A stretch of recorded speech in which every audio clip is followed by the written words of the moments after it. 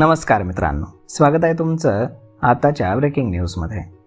मित्रांनो, राज्यातील शालेय विद्यार्थ्यांचा प्रवास सुरक्षित करण्यासाठी राज्य सरकारनं मसुदा नियमावलीमध्ये व्यापक बदल प्रस्तावित केलेत। यामध्ये सर्व शालेय बस आणि व्हॅन्समध्ये GPS, CCTV, पॅनिक बटन, अग्निरोधक प्रणाली आणि सीट बेल्ट अनिवार्य केले असून मनमानी फी विरोधात चाप लावण्यासाठी केवळ मासिक शुल्क आकारणीच बंधनकारक केली। सरकारच्या या महत्त्वपूर्ण निर्णयामुळे पालक आणि विद्यार्थी वर्गाला मोठा दिलासा मिळाला आहे। शाळा सुरू झाली की पालकांना मुलांच्या सुरक्षित वाहतुकीची चिंता आणि विद्यार्थी वाहतूक करणाऱ्यांकडून होणारी लूटमार हा प्रश्न कायम चर्चेत येतो। शालेय वाहतूक करणाऱ्यांकडून क्षमतेपेक्षा जास्त वाहतूक, स्कूल बसमध्ये सहाय्यक नसणं अशा वारंवार तक्रारी येतात। त्यामुळे विद्यार्थ्यांच्या सुरक्षित प्रवासासाठी गृह आणि परिवहन विभागानं शालेय बस नियमांमध्ये अनेक महत्त्वपूर्ण बदल सुचवले आहेत। या नवीन नियमांनुसार शाळा प्रशासनाला प्रत्येक विद्यार्थ्याच्या प्रवासावरती बारीक लक्ष ठेवावं लागणार आहे।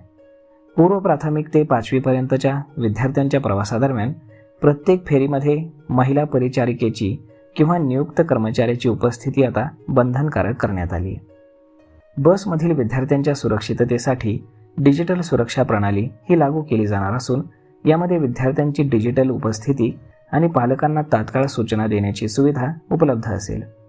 दिव्यांग आणि विशेष गरजा असलेल्या विद्यार्थ्यांसाठी आवश्यक सोयी सुविधांनिशी परिशिक्षित परिचारक पुरवणं बंधनकारक असेल।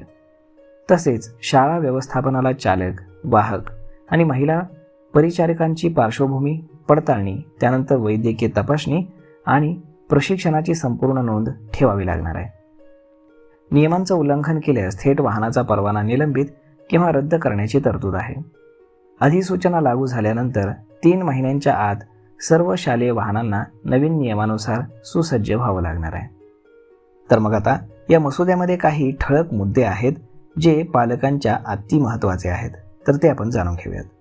यामध्ये आता सर्व आसनांना सीट बेल्ट आणि अग्निशमन अलार्म प्रणाली ही बंधनकारक करण्यात आली आहे। त्यानंतर वाहतूक शुल्क केवळ मासिक किंवा आगाऊ एक रकमी शुल्काला मनाई करण्यात आली आहे। त्यामुळे आता केवळ मंथली जो काही शुल्क असेल तर तोच भरावा लागेल। त्यानंतर पालकांच्या तक्रारींचं निवारण शाळा आणि वाहतूक समितीकडनं केलं जाईल। चालक आणि कर्मचाऱ्यांची पोलीस पडताळणी, वैद्यकीय तपासणी आणि प्रशिक्षण अत्यावश्यक आहे। दिव्यांग विद्यार्थ्यांसाठी विशेष सुविधा आणि प्रशिक्षित परिचारकाची तरतूद करण्यात आली आहे।